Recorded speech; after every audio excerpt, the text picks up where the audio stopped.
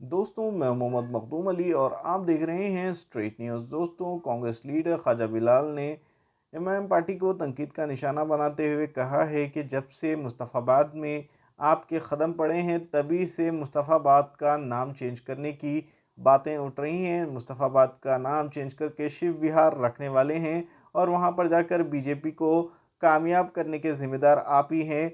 आप तो वहां पर जाकर तेल डाल दे के आ गए और अभी वहाँ पर आग में वहाँ के नौजवान जलेंगे, ये कहना है ख्वाजा बिलाल साहब का। और भी मज़ीद बहुत कुछ कहा है ख्वाजा बिलाल ने।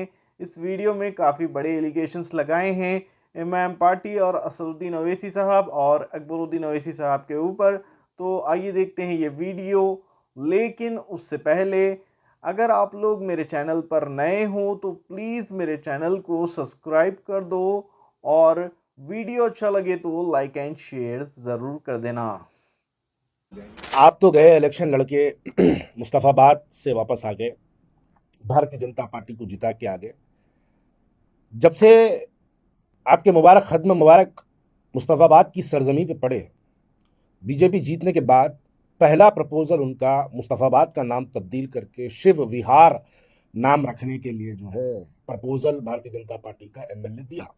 अब जाओ ना, जाके अब वो जलसा करो, जलसा करके किसकी माँ जनी 15 मिनट में नाम बदल के दिखाओ मेरे को, 15 मिनट में वो कर देता हूँ बोल के जाके अब एक जलसा करो वहाँ पे मुस्तफ़ाबाद में। भारतीय जनता पार्टी जहाँ जीती, जहाँ शिव विहार बनाने का, कॉन्स्टिट्यूंसी का नाम तब्दील करने का जो प्रपोजल दिया गया, वहाँ अब जाओ, एक जलसा करो, करके एहतजाजी जलसे का खिताब रखो, लेके जाओ वो भव भव करने वाले को, लेके जाओ, लेके जाके जलसा करो। वो हारा हुआ एमपी आपका औरंगाबाद से, उसको भी बुलाओ।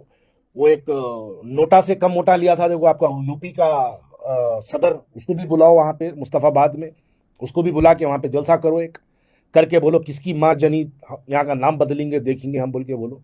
इतने डंडे मारते आप लोगों को, क्योंकि आप तो आग लगा दिए, यानी तेल डाल के आप आ गए वहां से। अब वो लोग आप उस पर रोज आग लगाते, जलने वाले मुस्तफाबाद के नौजवान जलेंगे, अब मरने वाले मुस्तफाबाद के मासूम लोग मरेंगे। आप फटक के नहीं दिखेंगे वहां पे। आप रहते, आप अकबर रोड बंगला नंबर 34 पे आप रहते, बिल्कुल वॉकेबल डिस्टेंस पे आपका घर है। पिछले कई दिन से आप दिल्ली में हैं, लेकिन आपकी जाने की हिम्मत मुस्तफाबाद में नहीं होती। क्यों होती नहीं? आपको बस जितना काम दिया गया उतना काम करना। भारतीय जनता पार्टी बोले जाओ इलेक्शन लड़ो, बस इलेक्शन लड़ना, जाओ मुसलमानों के वोट तकसीम करो, बस उतना काम करना। आप वो काम करें, लेकिन उसके बाद अगर बीजेपी एनकाउंटर के नाम पर असद असद अहमद को मार देती, आप नहीं जाते। लेकिन उससे पहले आप बराबर इलाहाबाद जाते। आप एक एक चिंगारी लगाने का काम करते, बाकी की आग लगा के उसको हवा देने का काम पूरा बीजेपी कर देती, वो काम करती। आप कुछ जितने काम, जितनी जिम्मेदारी दी गई है, बस उतना ही काम करना, इसलिए आप मुस्तफाबाद नहीं जाते।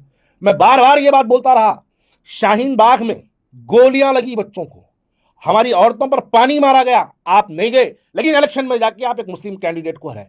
अरे थोड़ी तो इसके ऊपर शर्म करो यार, थोड़ी तो शर्म करो। यूनुस, शेख यूनुस, हाजी यूनुस सिटिंग एमएलए था, आप उसके खिलाफ अपना कैंडिडेट डाले, डाल के आप शेख यूनुस, हाजी यूनुस को हरा दिए।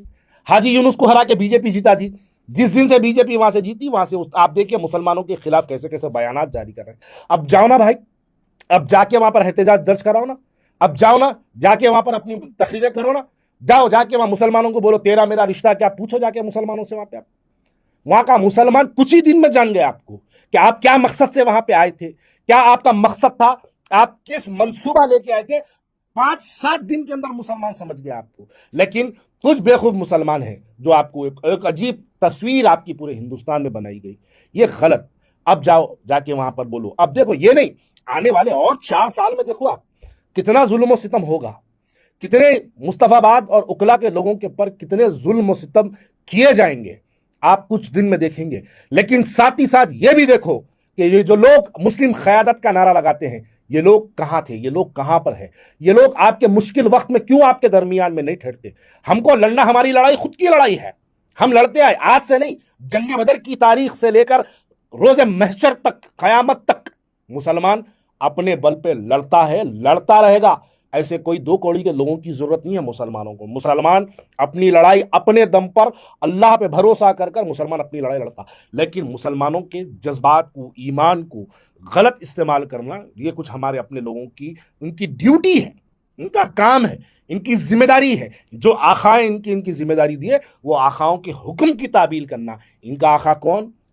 दिल्ली में बैठा प्राइम मिनिस्टर, इनका आखा। दिल्ली के आखाएं बोले दिल्ली इलेक्शन लड़ो, लड़ लेना। दिल्ली के आखाएं बोले उत्तर प्रदेश में 100 सीटें लड़ाओ, लड़ना। दिल्ली के आखाएं बोले महाराष्ट्र में 16 सीटें लड़ाओ, लड़ना। दिल्ली के आखाएं बोले अब नेक्स्ट बिहार है, बिहार को जाओ, वहां लड़ो, लड़ना। ताकि मुसलमान, जो एक मुश्त वोट मुसलमान किसी सियासी जमात को देता, वो मुसलमानों के वोट 4 में, 2 में, 3 में तकसीम करना और एक ताकत को हराना, भारतीय जनता पार्टी को जिताना। यही आपका मकसद। यही मकसद को आप कामयाब करने के लिए पूरा हिंदुस्तान फिरते हैं। अब मुसलमान पे बुरा वक्त आओ, नहीं आते। आजम खान के घर को नहीं जाते, अतीक अहमद की मौता में नहीं जाते, मोहम्मद अली जौहर यूनिवर्सिटी टूटती नहीं जाते, असद अहमद का एनकाउंटर होता नहीं जाते, शहाबुद्दीन को जेल में मार दिया जाता नहीं जाते, आप मुजाहिद को यहां पर पुलिस कस्टडी में मार दिया जाता, आप नहीं जाते। यहां पर आलेर एनकाउंटर के नाम पर 5 बच्चों को पुलिस कस्टडी में मार दिया जाता, नहीं जाते। लेकिन करते क्या? इलेक्शन आया तो ठहर के बोलते हम लड़ेंगे अपने हक के लिए। बोलते 5 साल तक जो मार खाते रहते, उसके लिए आवाज उठाने वाला कोई नहीं है पूरे हिंदुस्तान के अंदर, कोई नहीं। मैं वाज़ेह तौर पे बोलूं, हमारी आवाज उठाने वाला कोई नहीं है। हमको यह बात समझने की जरूरत है कि हम क्या फर्क पैदा कर रहे हैं। हम ऐसी फिरका परस्त ताकतों का अगर साथ दे देंगे, मैं इस पर तवील बात नहीं करना चाहता, लेकिन सिर्फ मैं इतनी बात करना चाहता हूं, मुसलमानों का हिंदुस्तान में क्या परसेंटेज है? हम 15%, 17%, 21, 20%, जो कहना है कहो, चलो 20%। हम 20% मुसलमान हैं। अखियार कितने हैं? 80%। हम पूरे हिंदुस्तान के 20% मुसलमान भी अगर एक जगह हो जाए, क्या हम एक स्टेट में एक चीफ मिनिस्टर बना सकते? नहीं।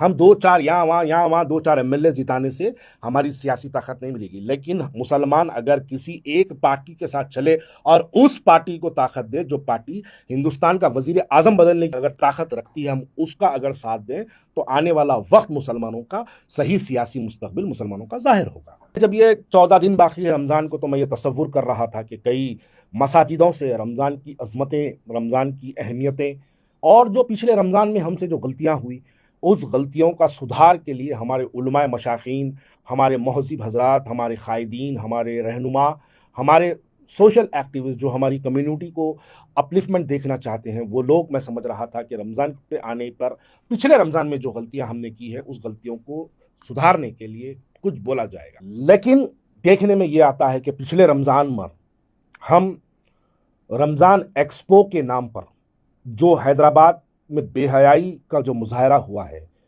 रवीना टंडन को बुलाकर रमज़ान के मुक़द्दस महीने में ताख़ रातों जैसी रातों में जो बेहयाई शहर के एक शादी खाने में की गई है, और हैदराबाद के वो कुछ चिचोरे तो अपने आप को हैदराबाद के वो स्टार या फिर कोई टेलीविज़न के वो यूट्यूबर्स जो कह लेते हैं अपने आप को, वो चिचोरे शादी खानों में फिर के एक्सपो की मार्केटिंग करना और ख़वातीनों को तरगीब देना कि यहाँ पे आओ, नमाज का भी इंतज़ाम है, यहाँ आओ, खाने का भी इंतज़ाम है, यहाँ बच्चों को खेलने का भी इंतज़ाम है, यहाँ पर बच्चों को शॉपिंग करने का भी इंतज़ाम है। बहरहाल शैतान हर किस्म से जो कोशिशें करता है कि हमारी ख़वातीनों को घर से लेके जाके बाज़ारों में जो शॉपिंगों के नाम पर जो रात भर जो ठहराने का काम करता है, उसके अंदर फिर बेहयाई की इंतहा देखो। एक बार करिश्मा कपूर को बुलाया जा रहा, एक बार रवीना टंडन को बुलाया जा रहा, और ये हैदराबाद के जो छोटे छोटे जो चिंदी यूट्यूबर हैं, चिंदी यूट्यूबर्स जिसको मैं बोलूँ, वो चिंदी यूट्यूबर्स जाके जो है वो लोगों के साथ ठहर के चिचोरे और बेहुदे बातें माइक पे करते। इसकी तरगीब मैं समझ रहा था कि हमारे उलमाए मशाखीन इसकी तरगीब देंगे, लेकिन बड़ा अफसोस हुआ। यह मैं इसलिए याद दिला रहा हूँ कि पिछले रमज़ान में ये गलतियाँ हमसे हुई है, तो आने वाले रमज़ान में ये गलतियाँ हमसे ना हो, इसकी वजह से मैं ये बात याद दिला रहा हूँ। मुझे वो भी दिन याद है कि रमज़ान में एक बहादुरपुरा PS लिमिट्स में एक मर्डर हुआ था, एक हमारे मुस्लिम नौजवान बच्चे का, मेरे पास उसका नाम भी है, 10:30 बजे रात में बाद नमाज तरावी के जो है उसका मर्डर हुआ था। बड़ी अफसोस हुआ वो मर्डर देख के कि गांजे के लिए रमज़ान जैसे मुक़द्दस महीने में मर्डर हुआ, मरने वाला मुसलमान और मारने वाले 3 भी बच्चे मुसलमान। उस पर हमारी क़यादत, हमारे उलमाए, हमारे सो कॉल्ड हैदराबाद के महज़िब लोग कोई आवाज़ नहीं उठाता। ये भी देखने में आया कि रमज़ान में हलीम के नाम पर शहर की एक होटल पर लाठीचार्ज। रमज़ान को क्या महीना बनाए? मैं कोई आलिम दीन क्या कोई इल्म नहीं रखता, लेकिन मैं इतना ज़रूर समझता हूँ कि रमज़ान ये बेहयाई का, ये नाचने गाने वालियों को देखने का, या फिर हलीम की भट्टी पे लाठीचार्ज जैसी लूट मार का, खाने पीने का महीना रमज़ान नहीं है, या क़त्ल व गारत गिरी का भी महीना रमज़ान नहीं होता।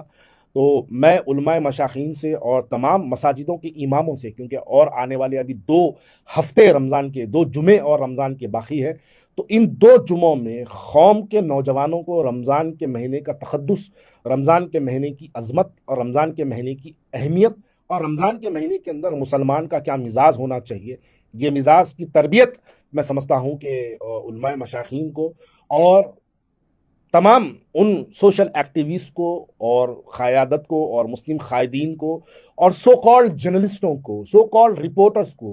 हाँ, वो रिपोर्टर्स से याद आया, रमज़ान में मैं देखता हूँ कि वो रिपोर्टर्स जो है एक्सपोज की मार्केटिंग करते हैं कि यहाँ पर वो फलाने, वो टेनिस स्टार की बहन यहाँ पे वो लगाई बोल के जाके 5-10 हज़ार रुपये के लिए ये जो एड्स चलाते हैं ना, ये सो कॉल्ड रिपोर्टर्स, 5-10 हज़ार रुपये मिलते हैं उनको ऐड के। लेकिन वो जो रमज़ान के एक्सपो का ऐड चलाते हैं, उससे कई खवातीन आपका ऐड देख के, जो नए जाने का जहन भी रखते हैं, वो लोग आपके एड्स देख के उनको जाने की जो यानी तरगीब, जो रास्ता बनता, तो उसके गुनहगार वो रिपोर्टर आप भी बनेंगे। वही वजह है जो मैं नाम लेके बोला तो बुरा मान जाएंगे बेचारे, लेकिन आपको एहतियात करने की ज़रूरत है। अगर आप एहतियात नहीं करेंगे तो मैं यकीनन आपका नाम लेके भी बोलूँगा। कोई रिपोर्टर वाइट शर्ट और ब्लैक पैंट पहन के पीछे हाथा बन के फिरने से कोई रिपोर्टर लीडर नहीं बनता, वो रिपोर्टर रिपोर्टर ही रहता।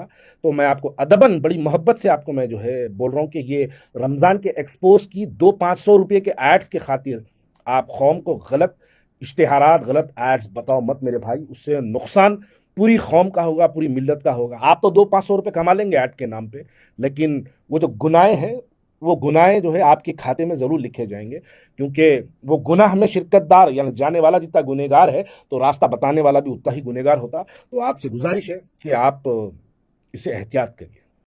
तो ये थे कांग्रेस लीडर ख्वाजा बिलाल, जिन्होंने साफ तौर पर ये कहा है कि आप वहाँ पर जाके ऐसी बयानबाजी करके आए हैं, वहाँ पर जाकर आप तेल डाल कर आए हैं और अब वहाँ के नौजवान इस आग में जलेंगे, ये कहना है ख्वाजा बिलाल साहब का। तो इसके ऊपर आप सबकी क्या राय है? अपनी कीमती राय हमें कमेंट बॉक्स में ज़रूर दें और हमारे चैनल स्ट्रेट न्यूज़ को सब्सक्राइब करना ना भूलें।